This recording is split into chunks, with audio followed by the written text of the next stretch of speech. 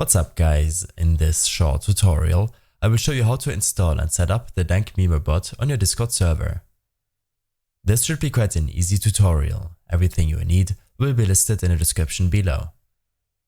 Click on the first link in the description to get to this page. Here, make sure that you're logged in with your Discord account. You should also verify that you have admin permissions to add the bot to the server. When this is done, simply click on Invite. You'll be asked which server you wish to add the bot to. Select the correct server, and after a second or two, a new window will open up. Here, you will have to allow the bot all of these permissions for it to properly work. After selecting Authorize, you should now see that the Dank bot is a member of your Discord server. Next, you should make sure that the bot has the appropriate roles to function on your server. Navigate to your server settings and select Roles. Make sure to give the bot admin permissions.